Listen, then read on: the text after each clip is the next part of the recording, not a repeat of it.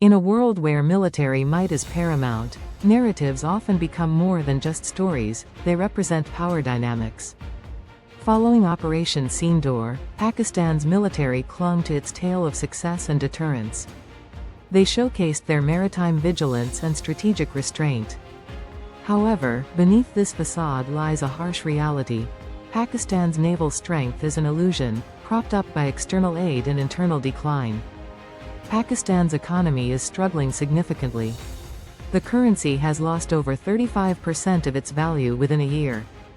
Inflation is rampant, and foreign reserves are alarmingly low. Energy shortages disrupt both civilian life and military operations. Despite these challenges, Pakistan continues expensive naval deployments aimed at creating a perception of strength, mainly reliant on loans and foreign support, primarily from China.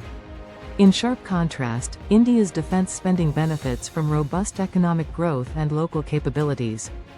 The Indian Navy's modernization drives are sustainably supported by sovereign resources. India's blue water capabilities are credible and structurally sound, unlike Pakistan's, which remain a grand illusion.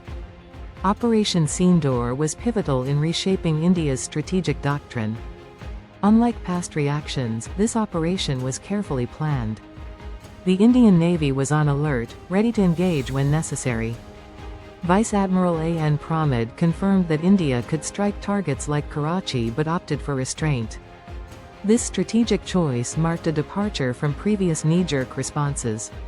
India demonstrated an evolution in its military strategy, using symbolic targeting and advanced technologies, including Rafale jets and Scalp cruise missiles.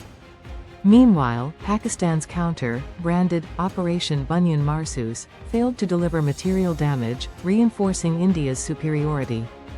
At the core of Pakistan's naval narrative is imagery and symbolism. Their impressive submarine acquisitions and the participation in multinational exercises mask a fleet dependent on Chinese hardware and financial assistance. Issues like maintenance, interoperability, and lack of technology transfer pose significant hurdles. India stands in stark contrast, having invested in indigenous platforms and securing cooperation with global allies. Initiatives like Samudra Setu showcase India's commitment as a maritime security provider, further enhancing its credibility. Pakistan's ability to project power is facilitated by decades of indulgence from global powers. Despite rampant mismanagement of public funds, institutions like the IMF continue providing support. This double standard allows an economically challenged nation to invest in defense while diverting crucial resources from vital sectors like education and healthcare. India, a flourishing democracy, faces scrutiny despite its legitimate defense actions.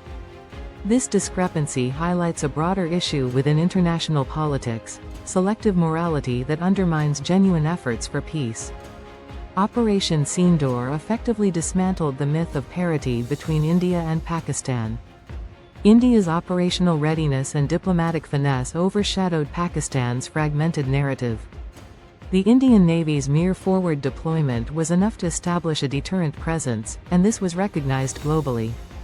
The symbolic name, Sindoor, evoked emotions tied to justice and loss, particularly among Indian women, reminding all that India's military actions intertwine strategy and morality.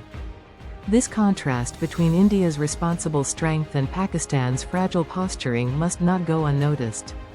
The fundamental difference lies in the nature of maritime strength. India's navy embodies a commitment to growth, security, and humanitarian efforts.